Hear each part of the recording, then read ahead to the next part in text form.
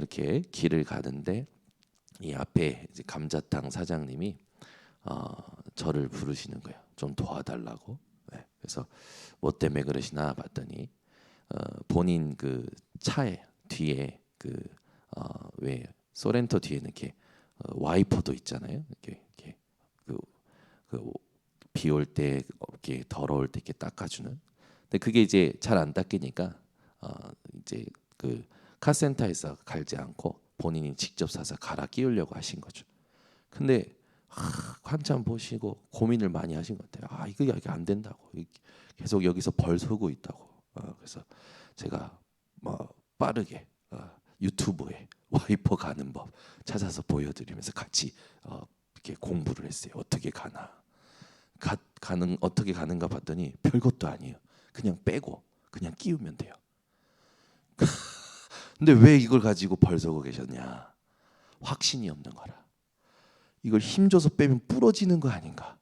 일이 더 커지는 게 아닌가? 여러분, 우리가 확신을 가지고 살아가야 되는데 예수께서는 우리에게 다 이루셨다고 분명히 약속하셨단 말이죠. 근데 우리는 문제 앞에서 주저하고 의심하고 사용하지 않고 쓰지 않고 그러고 있을 때가 많습니다. 여러분, 성경을 근거로 또 오늘 강단을 근거로 여러분은 어떤 의심도 어떤 불신도 없이 어떤 주저함도 어떤 머뭇거림도 없이 오늘 담대하게 그리스도 이름의 권세를 사용하시기를 바랍니다. 하나님께서는 모든 응답의 길을 우리에게 다 주셨습니다. 그리스도로 말미암아 우리는 모든 응답을 다 받았어요. 그리고 그 그리스도로 지금 하나님이 준비하신 응답들을 찾아낼 수 있는 겁니다. 그래서 우리는 무엇만 지금 준비하면 되냐면 응답이 다 와 있기 때문에 응답 받을 그릇만 준비하면 됩니다. 여러분이 오늘도 응답 받을 그릇을 준비하시기를 바랍니다. 삶을 살아가다 보면 이런 문제가 오죠. 고통. 우리가 생각하지 못한 고통들이 작고 크게 다가올 때가 있습니다. 이때 여러분들은 반드시 이게 고통이 아니라 하나님의 축복임을 미리 알고 이게 하나님의 축복임을 미리 알고 증인으로 가셔야 됩니다. 왜 그러냐면 하나님이 이 고통을 허락하셨고 이 고통 속에 축복을 담으셨고 이걸 통하여 하나님의 뜻을 이루기 때문이죠. 그러면 현장을 자세히 보면 이 현장에 강대국들이 있습니다. 여러분, 하나님 말씀 말고는요 영원한 것은 없어요. 미국도 지금 강대국이라 하지만 영원하지 않을 겁니다. 세상에 강대국이라 하는 나라들 영원하지 않습니다. 오직 여호와의 말씀만 영원합니다. 근데 이 강대국들이 지금 어떤 상태냐면 이 강대국들이요 고통 속에 있어요. 오히려 영적 문제를 만들어내고 있죠. 여러분들이 자세히 보셔야 됩니다. 강대국들은 우상 숭배 왕국이에요. 우상 숭배 왕국. 이걸로 다 여러분 모든 게요 이 영향을 받고 있죠. 그래서 우상의 지배를 받고 있는 게 강대국입니다. 근데 강대국은 자꾸만 이제 약소국을 이제 자꾸 자기 밑에 두고 다스리려고 하죠. 약소국은 또 강대국을 섬기는 종이 되어 있습니다. 그래서 강대국을 따라하죠. 강대국을 섬겨요. 이 또한 우리가 잘 알고 있는 역사의 문제죠. 그런데 여러분 더 중요한 문제가 있습니다. 강대국, 약소국 더 중요한 건 하나님의 백성. 하나님의 백성들은요 지금 어떤 상태냐? 세상에 심부름하고 있어요. 이스라엘 백성들을 봐도요. 항상 이렇게 심부름하고 있었죠. 뭘 놓칠 때마다 이렇게 됐냐? 하나님이 준비하신 응답의 축복을 놓칠 때마다 이렇게 가게 되었습니다. 발전하면 발전할수록 세상은 나아져야 되는데 오히려 문제가 더 커지죠. 영적인 문제가 커집니다. 해결이 안 돼요. 이 영적인 문제는. 이 영적 문제로 말미암아 재앙이 와요. 특히 자연재해는요, 인간의 힘으로 도무지 막을 수가 없어요. 예. 앞으로 우리가 생각하지 못하는 재앙들이 일어날 겁니다. 한 번도 없었던 재앙들이 일어나게 될 거예요. 그러나 재앙이 끝이 아니라는 사실을 여러분 반드시 기억하셔야 됩니다. 보이지 않는 흑암에 완전히 다 잡혀 있죠. 그러니까 발전을 해도 고통은 해결이 안 되는 거예요. 오히려 정신 문제와 이 중독자들은 늘어나고 있죠. 그리고 이런 세상의 고통에 대하여 사람들 나름대로 답을 찾아 보려고 합니다. 그 중에 이 석가는 이 고통의 인생의 고통이 뭔가, 그래서 보리수 나무 밑에서 6년 동안 앉아 있는데도 불구하고 답을 얻지 못했죠. 답을 찾지 못하고 한 말이 뭐냐? 뭡니다. 아무것도 갖지 않는 게 가장 답이다 라고, 답이 아니라 답을 찾지 못해서 내린 결론이 무예요. 그러니까 여러분들이 이걸로 가시면 안 돼요. 내려놓아라. 무소유. 그래. 이거는 세상에 깊이 생각했던 사람들이 답을 찾지 못하고 내린 결론이라니까요.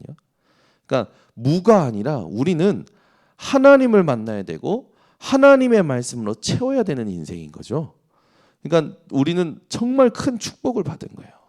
대단한 훌륭한 사람인데도 불구하고 내린 결론이, 답을 얻지 못해서 내린 결론이 무예요. 그리고 마지막에 한 말이 있지 않습니까? 석가가 나는 답을 얻지 못했으니까 다 나를 떠나라라고 했어요.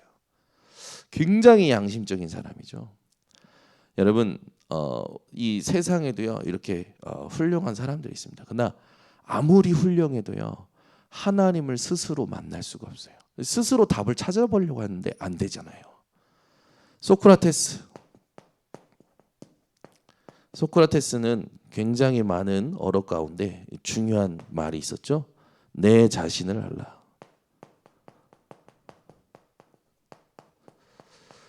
하나님 떠난 인간이 스스로는 자기 자신을 객관적으로 완벽하게 알 수가 없어요.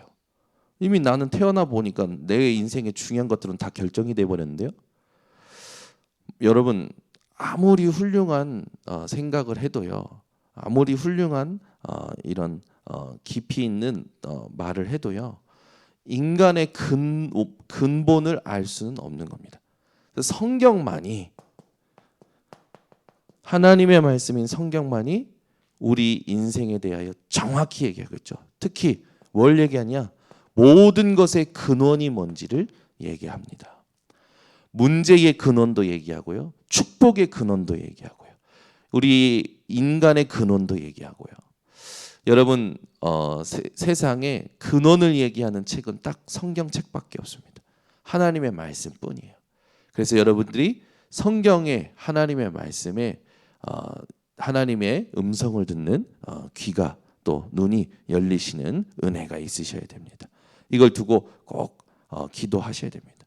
이 성경에서 말하는 가장 인생에 있어서 고통의 근원이 뭐냐?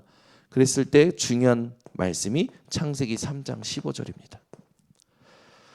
내가 너로 여자와 원수가 되게 하고, 문제의 근원 사단, 하나님 떠난 죄, 그리고 이 모든 저주 재앙, 그걸 가져왔던 사단에 대하여 하나님 말씀하신 거죠. 내가 너로 여자와 원수가 되게 하고 내 후손도 여자의 후손과 원수가 되게 하리니 여자의 후손이 내 머리를 상하게 할 것이요 내 머리, 사단의 머리를 박살낼 것이요 너는 그의 발꿈치를 상하게 할 것이니라. 예수 그리스도께서 십자가에서 못 박히실 때 사단의 머리, 사단의 권세는 완전히 깨져버린 겁니다. 그래서 오늘도 여러분들 가는 현장에 흑암은요, 어떻게든 여러분이 복음을 기억하지 못하고 복음을 누리지 못하고 복음 전하지 않도록 계속 방해할 겁니다. 집중을 빼앗기지 마시고 하나님이 주신 말씀의 근원을 찾아 누리셔야 됩니다. 그래서 오늘도 여자의 후손을 붙들고 여자의 후손 대신 그리스도를 붙들고 이분이 나와 함께 하시는 복음을 누리면서 현장에서 전할 때 하나님은 전도의 축복을, 이것을 여러분들이 70종족 70나라를 향하여 마음에 품을 때 하나님은 선교의 축복을 여러분들에게 가져오실 겁니다. 그래서 아무것도 걱정하지 마시고 여러분은 오늘부터 모든 고통을 하나님의 축복으로 바꾸는 도전을 하시기를 바랍니다. 하나님은 이 모든 고통과 저주를 하나님의 축복으로 바꾸길 원하시죠. 그래서 여러분들이 증인이 되어지는 거예요. 우리는 다른 증인이 아니라 모든 고통과 저주를 하나님의 축복으로 바꾸는 증인이죠. 우리가 증인 중에 한 명을 본다면 요셉을 좀 봐야 되는데, 요셉에게 형들은 어떤 존재였냐? 형들은 늘 의식주만 생각하는 거죠. 무엇을 먹을까, 무엇을 마실까, 무엇을 입을까. 요셉이 아버지의 사랑받는 것을 시기질투합니다. 아버지가 요셉을 향하여 색동옷을 지어주는 걸 시기질투해요. 이 형들은 요셉에게 하나님이 주신 이 언약의 꿈을 시기질투합니다. 그리고 미워하죠. 그리고 이 형들은 요셉을 노예로 팔아버립니다. 요셉에게는 이 형들이 사실 하나님이 주신 언약의 꿈을 이루어가는데 쓰임받은 도구죠. 그래서 나중에 창세기 45장 5절에 보면 나오지만 형님들이여 나를 팔았다고 해서 근심하지 마소서, 한탄하지 마소서. 하나님께서 많은 생명을 구원하시려고 나를 형님들보다 먼저 보내셨나이다. 여러분, 요셉과 같은 증인이 되시길 바랍니다. 여러분을 괴롭히는 사람 있습니까? 어렵게 만드는 사람 있습니까? 절대 문제될 수 없어요. 왜 그러냐? 여러분 속에 언약이 있다면 그거는 하나님께서 허락하신 도구일 겁니다. 그래서 속지 마시고 증인의 길을 가는 오늘 우리 모든 성도님들 되시기를 바랍니다. 요셉에게 많은 위기가 있었죠. 노예로 갔습니다. 그런데 이 노예의 현장에 보디발 장군이 보니까 요셉이 노예의 수준이 아니에요. 요셉이 하는 것마다 형통한 거예요. 지난주에 되겠지만 우리에게 형통은 뭡니까?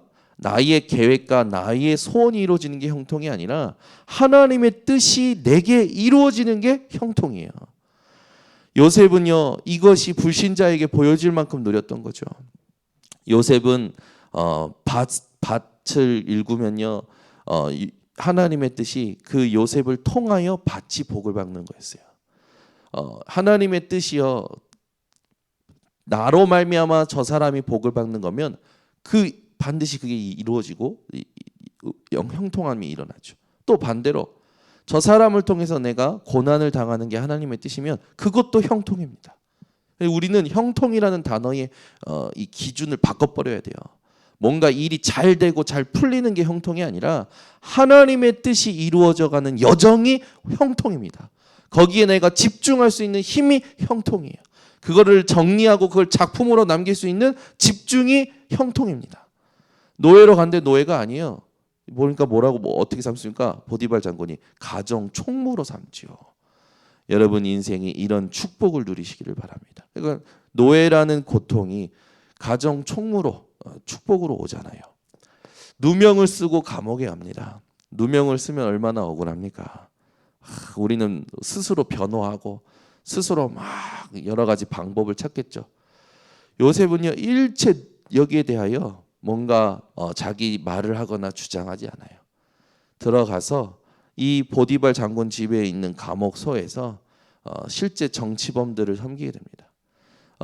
이 감옥에 있는 간수장이 요셉을요, 자기가 맡긴 모든 일을 맡기죠. 감옥에서도 요셉은 간수장의 대리자, 총무였어요. 간수장의 총무였습니다. 그러니까 요셉은 한 번도 노예인 적이 없어요. 감옥에 수감된 이 사람이 아니란 말입니다. 이 사람 이 요셉을 보고요, 여러분들이 항상 기억하셔야 돼요. 요셉은 노예로 간 게 아니라 하나님의 형통을 누린 겁니다. 감옥에 간 것이 아니라 하나님의 형통을 누린 거예요. 어느 날 왕 앞에 서게 되죠. 왕 앞에 섰을 때도요, 요셉은요 어려워하지 않아요. 네가 그렇게 꿈을 잘 해석한다면서? 라고 왕이 질문할 때 나는 할 수 없습니다. 그런데 나의 하나님이 왕에게 이 사실을 알리게 하실 겁니다. 요셉은요 왕 앞에서도 하나님을 증거합니다. 왕의 꿈을 해석하고 나서 왕의 반응이 어떻습니까? 내가 이만한 이 하나님의 영에 감동된 자를 본 적이 없다. 내가 내 이 나라의 모든 것을 너에게 맡긴다. 여러분, 애굽의 총리가 됐어요. 말이 안 되는 거죠. 이방인 요셉이 노예로 왔다가 감옥에 들어갔다가, 지금 말하면 전과가 많아요. 요즘 청문회 많이 하잖아요. 그죠? 청문회 많이 해가지고 네 가족이 어떠니, 네 과거가 어떠니 다 밝혀가지고 뜯어내리려고, 장관에서 후보 뜯어내리려고 지금 난리들 아닙니까? 요셉을 보세요. 이방인이에요. 노예 출신이에요. 감옥에 갔다니까요. 청문회 하면요 절대로 안 될 놈입니다. 그죠? 절대로 요 총리가 될 수가 없는 사람이에요. 하나님이 해버리십니다. 그러니까 우리는 잘 기억해야 돼요. 이 과정이요, 우리가 볼 때는 지금은 응답으로 결론이 났으니까, 결과가 그러니까 이거를 우리가 문제로 안 보지만, 실제로 우리가 이 상황에 처해 있다면 여러분들 어떻게 하실 겁니까? 이걸요 여러분 오늘 확실하게 답을 내리고 가셔야 됩니다. 이 요셉이 한 말 중에 굉장히 중요한 말들이 많죠. 요셉이 마지막에 아버지가 죽고 애통하면서 했던 말이 있습니다. 막 우는 것 때문에, 요셉이 아버지가 죽고 나서 우는 것 때문에 형들이 벌벌벌 떨지요. 우리 이제 다 죽었다. 근데 요셉이 뭐라고 합니까? 형들은 나에게 해를 끼쳤지만 하나님은 모든 것을 선으로 바꾸셨습니다. 아멘. 세상의 모든 사람들이 여러분에게 해를 가합니까? 나를 해충 취급합니까? 그러나 여러분 속에 하나님이 주신 언약이 있다면 하나님은 그 모든 것을 선으로 바꾸실 겁니다. 로마서 8장 26절에서 28절을 항상 기억하세요. 나를 위해서, 우리를 위해서 친히 말할 수 없는 탄식으로 간구하시는 성령, 그가 하나님의 뜻대로 구하시죠. 이후에 어떤 일이 일어납니까? 모든 것이 합력하여 선을 이루느니라. 여러분에게 어떤 일이 일어나도요 하나님은 선으로 바꾸실 겁니다. 그래서 속지 마시고 오늘부터 하나님 언약을 딱 가슴에 담으셔야 됩니다. 대부분 보이는 것, 또 보고 생각나는 것, 들리는 것, 거기에 전부 영향받아요. 네. 여러분 항상 기억하세요. 저 사람이 나에게 평상시 잘해주다가도 저 사람의 영적인 상태가 이상하면 눈빛이 바뀌어요. 형식적인 인사할 수 있습니다.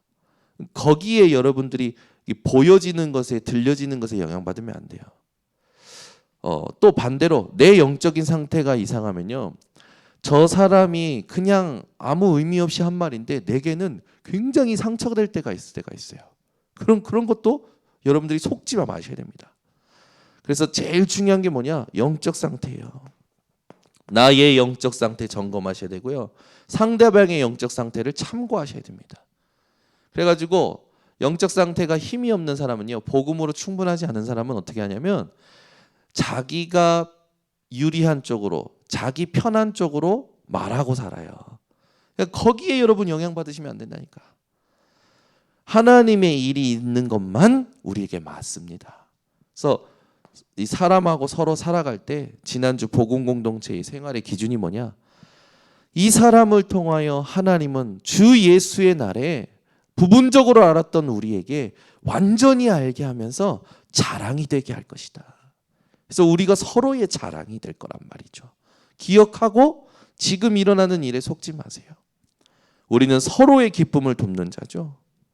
우리는 하나님의 사랑을 나타내고 이루는 자들입니다.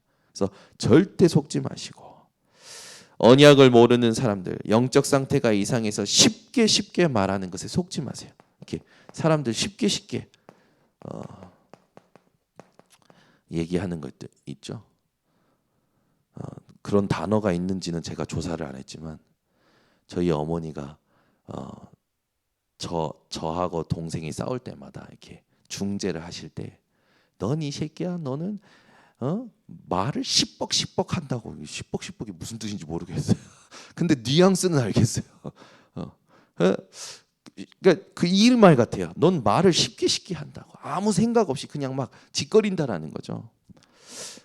여러분, 언약이 아닌 말이 그렇습니다. 언약적인 아닌 말, 언약 속에서 나오지 않는 말, 믿음에서 나오지 않는 말이 이런 말들이에요.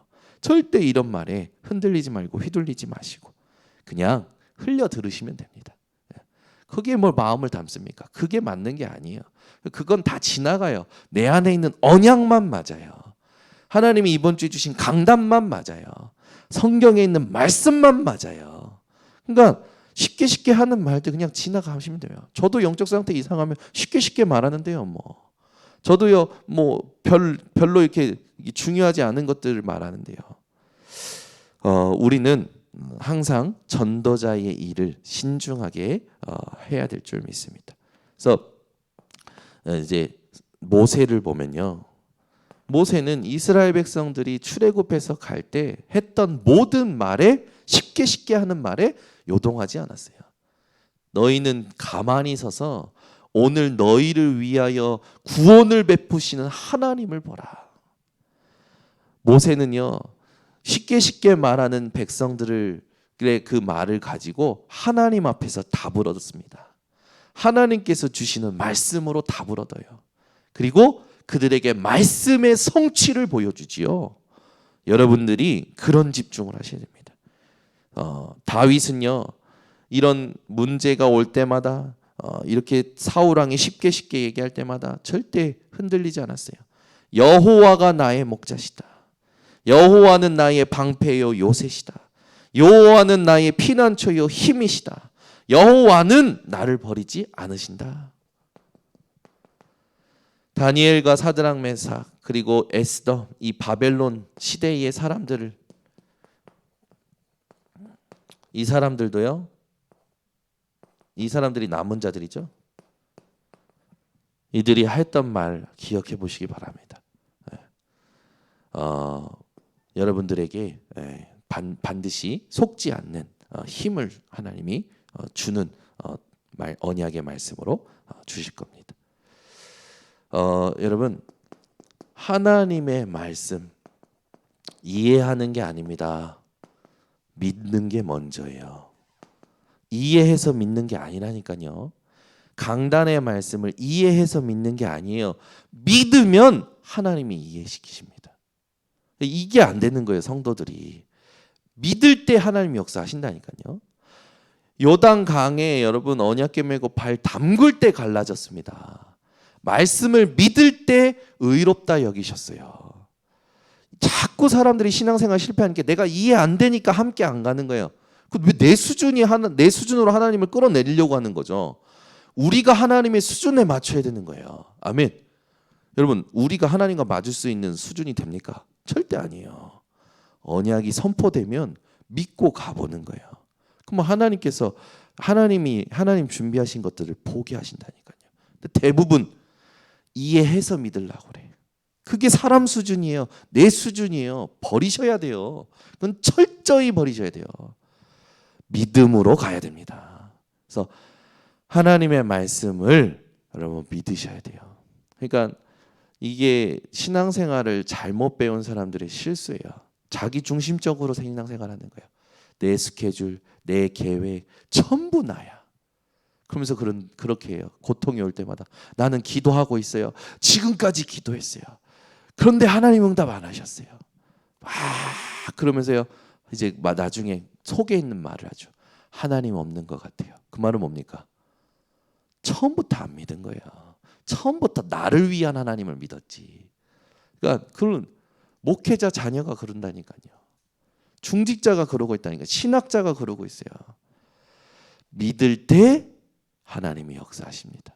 그러니까 하나님 수준, 하나님을 자꾸 내 수준으로 끌어내려고 하지 마시고 내 수준 버리고 하나님이 은혜로 주신 이 믿음을 매일 사용하셔야 돼요. 문제 앞에서 예수가 그리스도 되심을 믿어야 됩니다. 갈등 앞에서 예수가 그리스도 되심을 믿어야 돼요.